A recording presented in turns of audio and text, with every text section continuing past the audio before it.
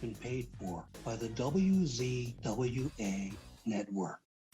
Hello, everyone, and welcome to the WZWA network, and welcome to my review show here of AAA TripleMania 31 Monterrey from the Estadio de Baseball on April 16th there in Mexico. So I promised myself this year that I was going to try and broaden my horizons a little bit more. Earlier in the year, did Wrestle Kingdom Day 1 with WrestleMania. So I thought, you know what? Let's try do these 3 editions of TripleMania that take place this year. And this was the first one on April 16th. And I'm hoping to maybe do a Stardom show at some point as well. And, you know, who knows what else, but, you know, we'll see how we go. We'll see how we go.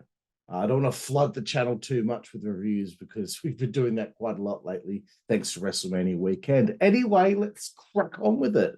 We got Joe Dombrowski, who some may know on commentary, doing the English commentary for the show with a guy called Larry. I didn't quite catch his surname, but Larry's commentary was too loud in comparison to Joe's, and his room that he was doing his commentary in appeared to have a bit of an echo in it. It was like he was in his office in his house, and that was a little bit distracting.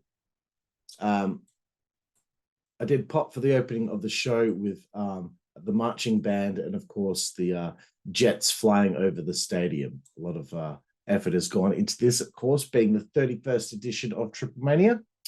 All right.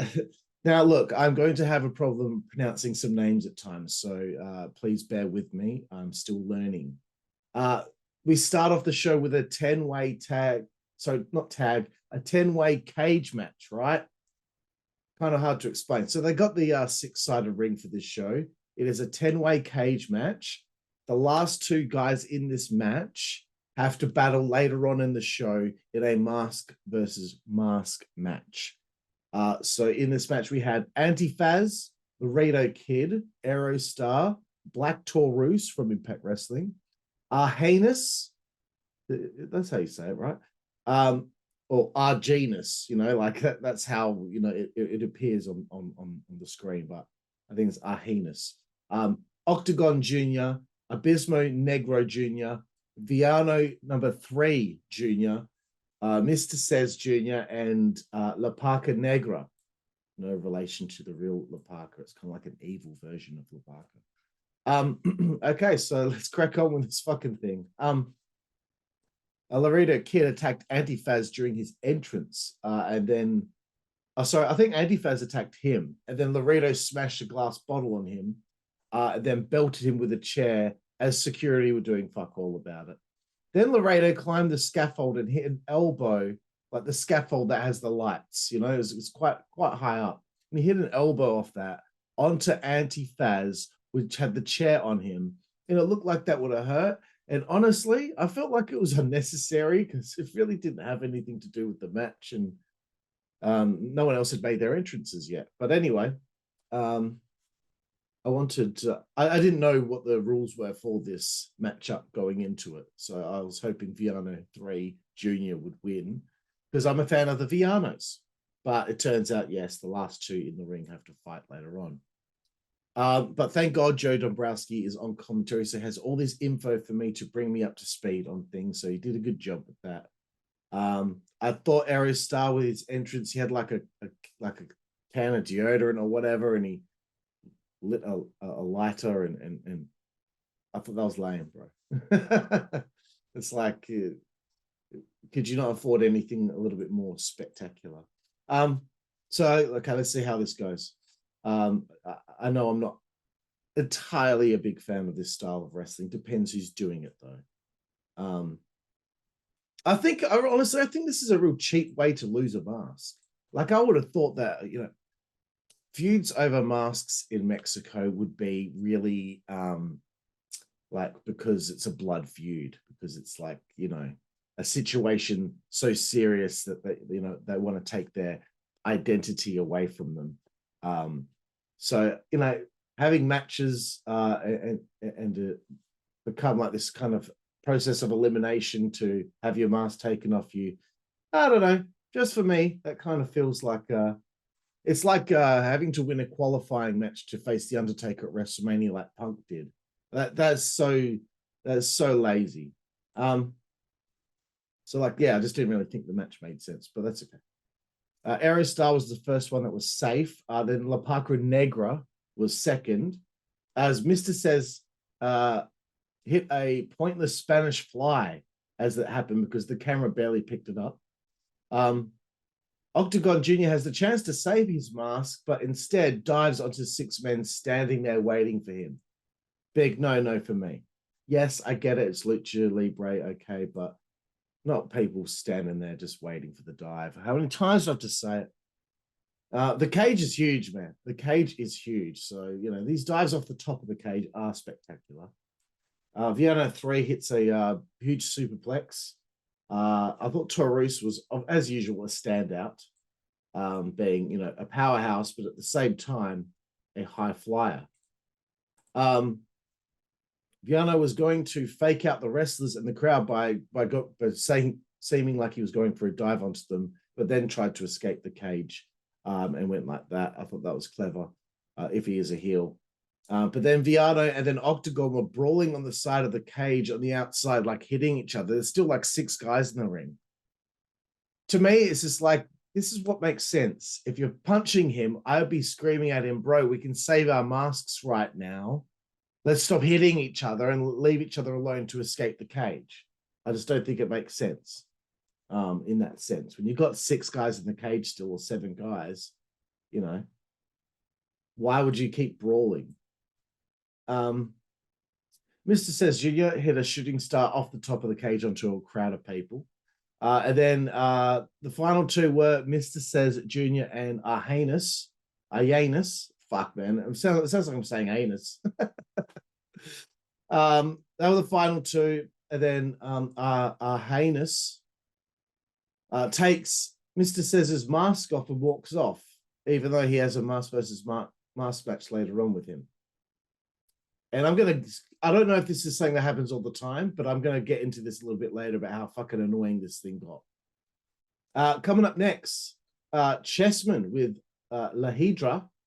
I don't know if that's how you pronounce it. La Hiedra. She's a chick with a big bum and a mask. He comes out. So if you don't know, Chessman is the guy that kind of looks like Darth Maul and Wolfpack Sting if he was a bit chunky.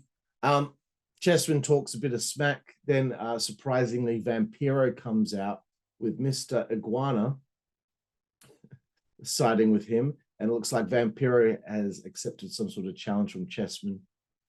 And Vamp gets close to the ring, but then Chessman just charges at him, hits him with a cookie sheet. And then for the first like 5-6 minutes, Chessman's just getting heat on Vampiro. And I just didn't think that getting heat on Vamp straight away was the right way to go about this match. I really think Vamp should have started off a bit hot, but then get cut off, and then we go from there because he's a surprise, you know. You know what? I thought Vampiro was diagnosed with like Alzheimer's during that documentary that came out a couple of years ago. He's still wrestling. I don't understand. Was it a lie? I don't know. I just saw him wrestle at XPW the other month, and I was like, I thought he couldn't wrestle anymore because his back and neck was screwed and his, you know, brain was melting. I don't know. But anyway, Chessman was just wrecking Vamp's shit with cookie sheets and a trash can lid. Apparently, the story of this is that Iguana and La Hiedra are an item, but they're flanking the 2 guys who are opponents here. So they argue when she gets involved. Chessman hit this really shitty drop kick on Vampiro, who was laying in the corner. And it kind of seemed like Vampiro stopped selling and he got a bit pissed off or something like that.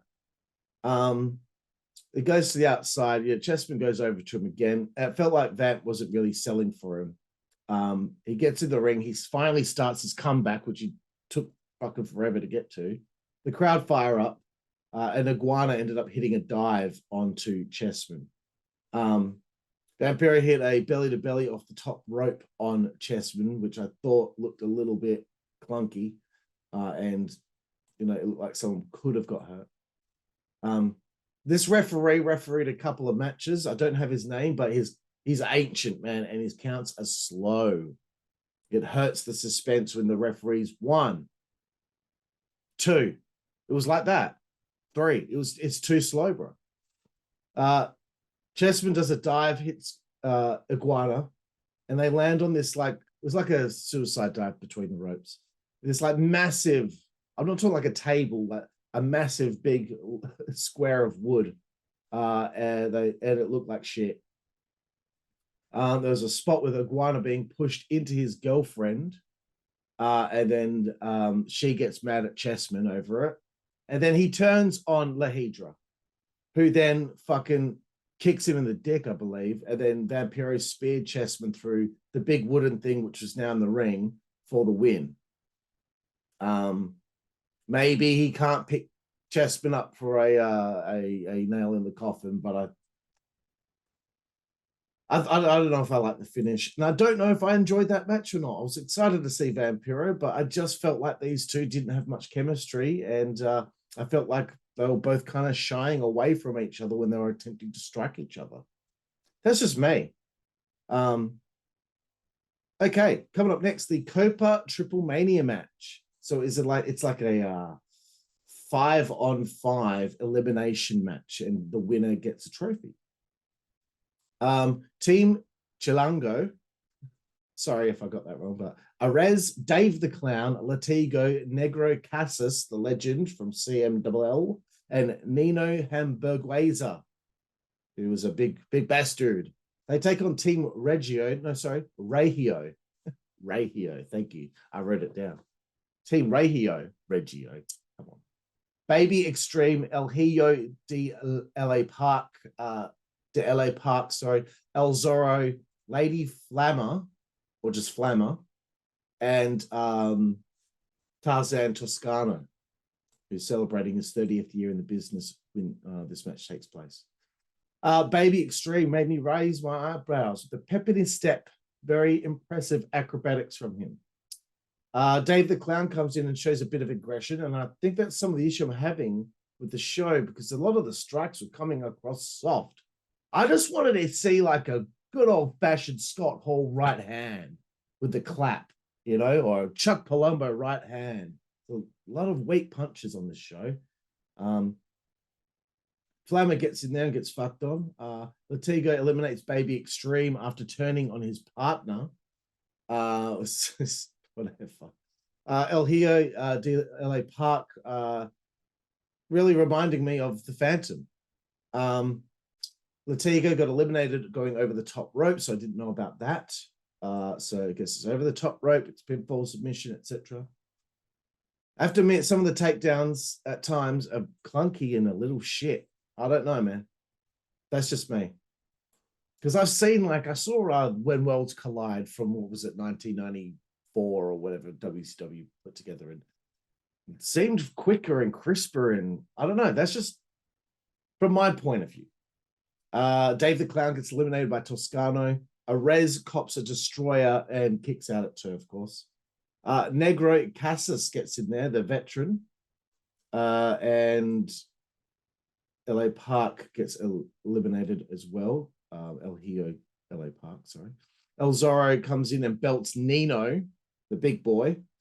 And he and Flammer eliminate him. And then Zorro gets eliminated by Casas, and it's down to him and Arez against Flammer and Toscano.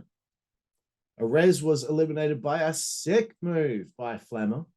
And then the Maestro Cradle by Negro on Flammer. I believe it's his finishing move.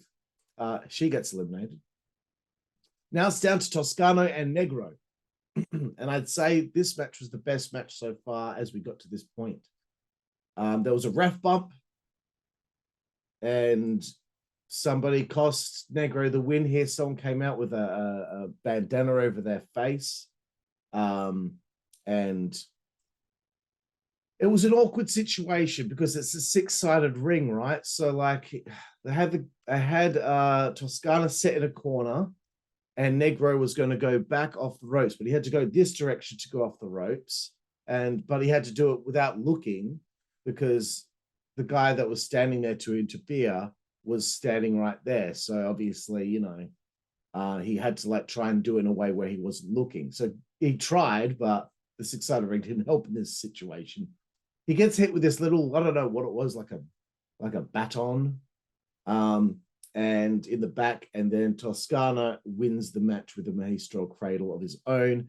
And the guy takes off his bandana, and it appears to be Psychosis or Psychosis or whatever fucking name they give him now. I don't know why he can't have the name Psychosis still. Just like I don't know why LA Park can't just be La Parka. There's something that goes on with that.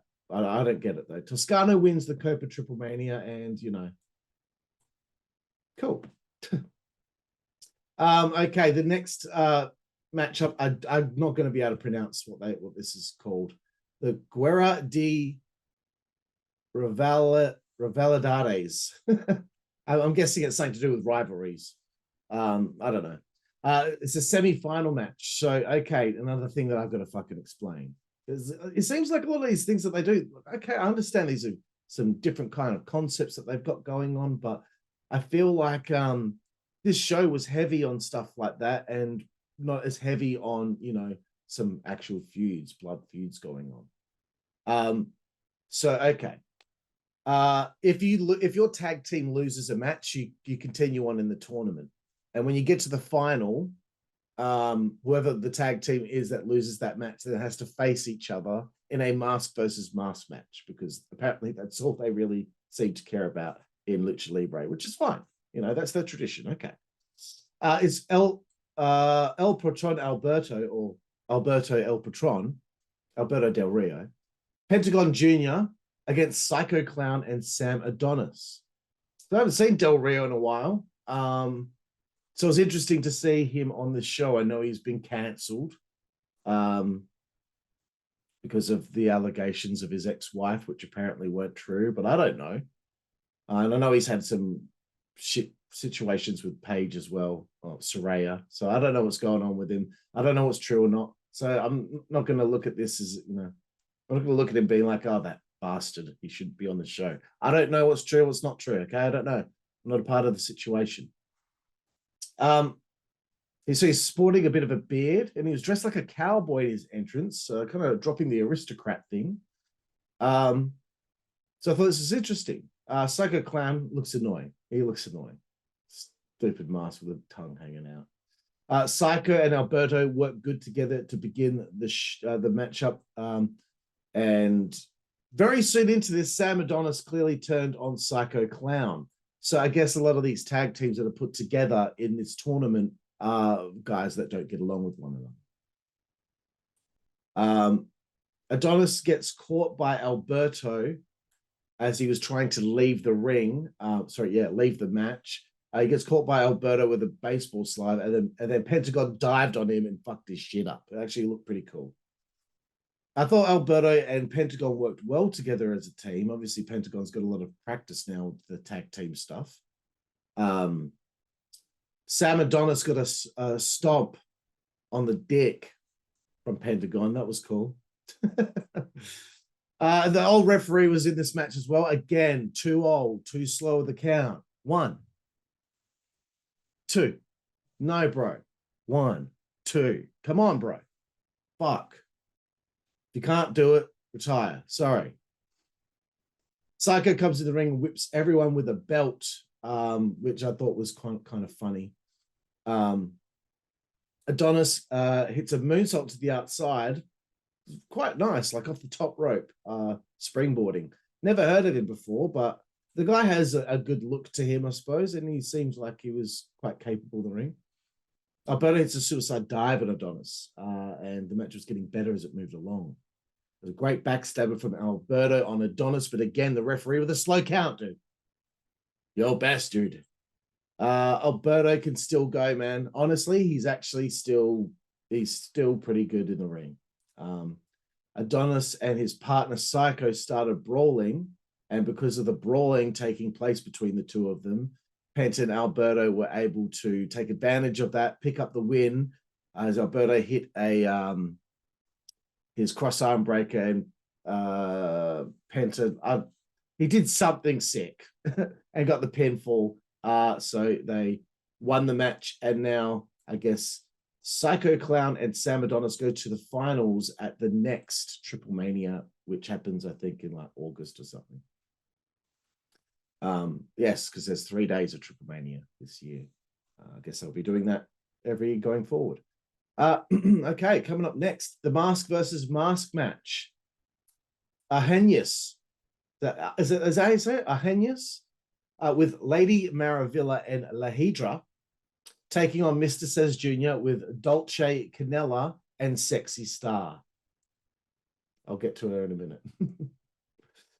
Great start to this. Huge head scissor takedown off the stage. Thanks again, Mr. Dombrowski, on commentary for explaining that these two actually do have a pre-existing issue that's been going on for like 5 years. I'll explain it to you what it is. So the story is that Myzteziz Jr. is not actually related to the Myzteziz family bloodline, but he was bestowed the honor of the gimmick of being Myzteziz Jr. Argenis is actually related to the Myzteziz family, and he's pissed off that he was not bestowed the honor and the mask was given to someone that's not related. So for the, I guess, last 5 years, this has been a massive problem. And why couldn't it just been the match? Why do we have to have a fucking 10-man cage match to get these two to this point here? Is there no other way you could get there? I don't know. So yeah, huge head scissors takedown off the stage by Myzteziz. It fires off pretty quickly. Both wrestlers have hot chicks at ringside, although one of the chicks is what do they call them? Exotico. It's like a male wrestler who's dressed like he's a lady. Okay, right there. Sexy Star is, there's a reason why the name is Sexy Star, dude, okay? She is fucking hot. I can't get over it. Oh my God, man. Fuck me. Anyway, Myzteziz was getting his mask ripped by Argenis, and his mask was all ripped open and blood was pissing through. There was a great spot where he got backdropped into the crowd by Myzteziz. I'm getting sick of saying the word Myzteziz. This one felt like I had some heat, so I was kind of getting into it.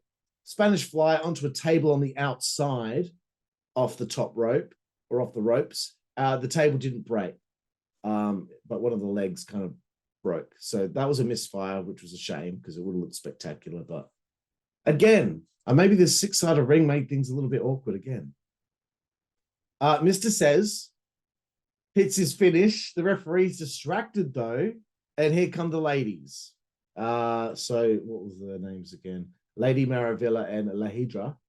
I thought Hiedra just kind of turned babyface and whatever. Fuck me.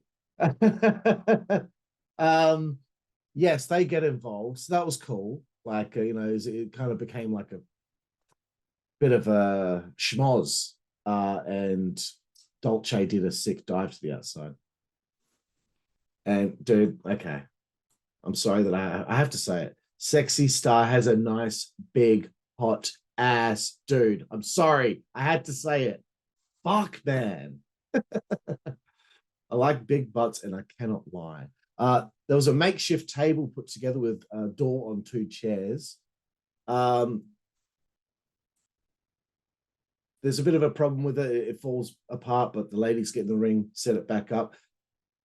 Last time I'm saying his name now. Myzteziz hits a power bomb off the top rope through that table, then a sick shooting star, and gets the win and gets a hug from Sexy Star. So it was all worth it. The 5 years of pain and anguish was all worth it. And Argenis was very upset that he had to take his mask off.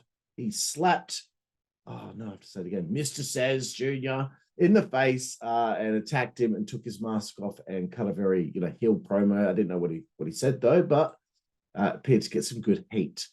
So that was pretty good, actually. That might have been match of the show. There's a good chance that was match of the show. Okay, let's move forward to the other semi-final of the Guerra de Rivalidades. But I'm sorry, man. I'm sorry. I should have tried to find a way of a translation online to see how you say it, but my bad. It's the other semi-final match. So the losers of this match face the losers of the other semi-final, which was Psycho Clown and Sam Adonis, right?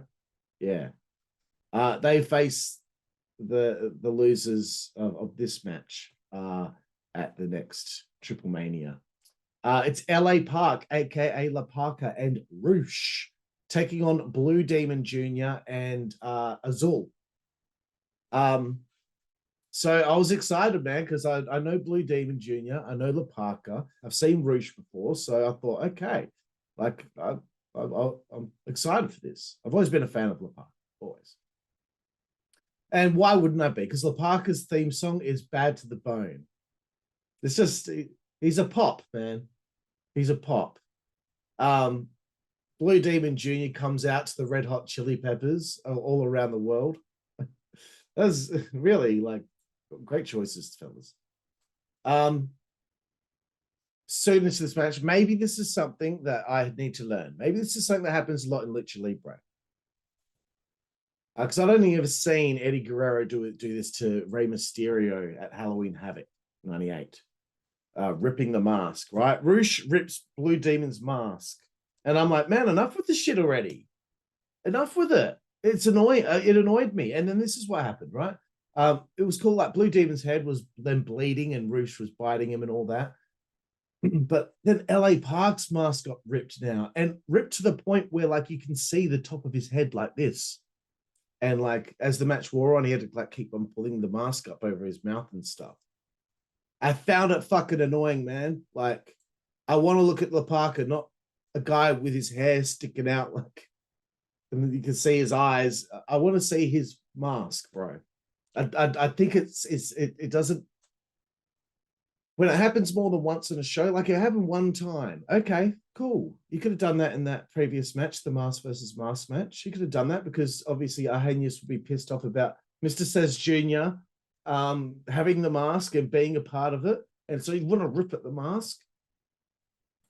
So you do it once. It's a rule of one, bro. Rule of one. But, you know, they've ripped his mask wide open and I just think it cheapens losing a mask match if you've already seen fucking half the guy's head beforehand. I think that makes it more meaningful when they take off the mask. You've never seen their face before. It's been hidden from the public. Okay.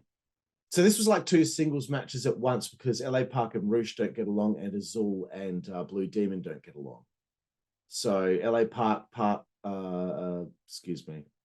paired off with Azul and Blue Demon was kind of falling with Roosh. LA Park did a suicide dive to the outside, which looked like a suicide cuddle. It looked good, but it was kind of funny because he's so rotund now. It's so funny seeing him fly through the air and he can still do it. It's really interesting. LA Park and Azul fight in the crowd, and then Park and Blue Demon Jr. squared off in the ring. That was cool to see the two kind of legends battling it out, trading near falls. Blue Demon takes out Azul accidentally with a suicide dive. Then I believe Roosh's dad comes out. I didn't catch the name, I'm sorry. I'm sure I should know it. He comes out to get involved, but then LA Park Jr. comes out. So it's a family fair here, ladies and gentlemen, in Monterrey, Mexico. Park then splashed Demon through a table. Looked like it could have been all.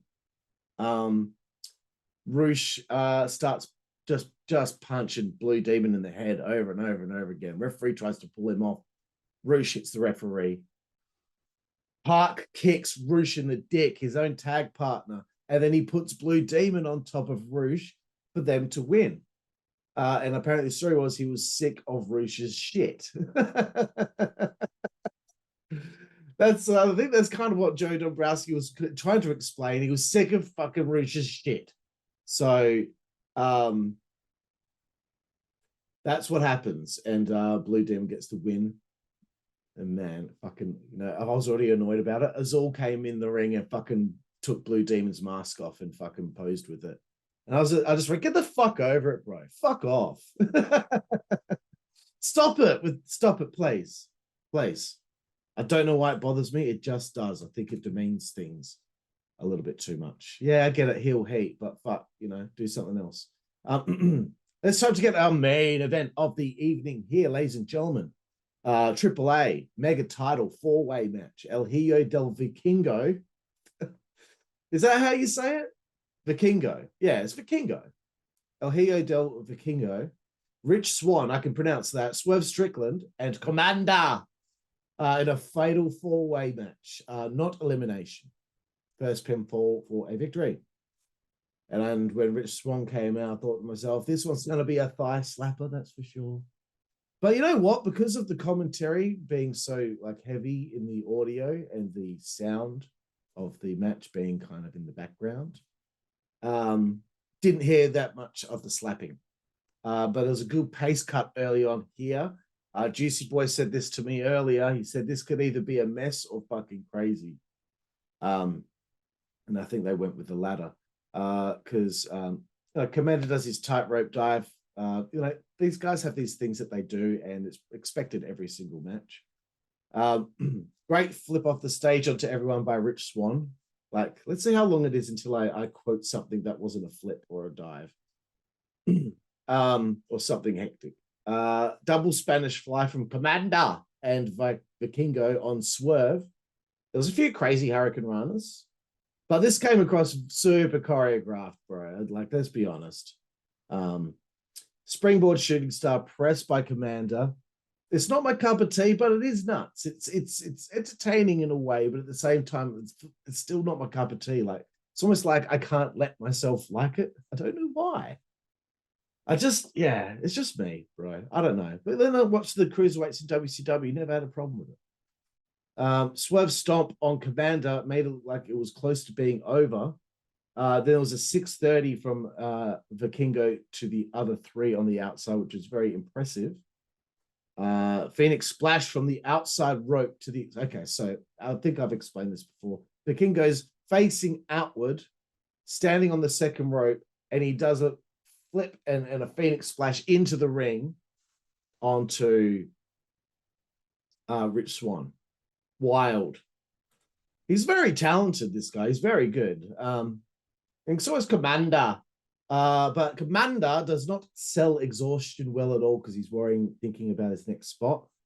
He only sells really when he's laying flat, but when he's like walking around and, going to do the next thing or whatever, it's like he's forgotten that he's just been in a 22, 23-minute long match and he's been copping all this crazy shit. And he probably shouldn't be, in the best of shape. But look, that's nitpicking, right?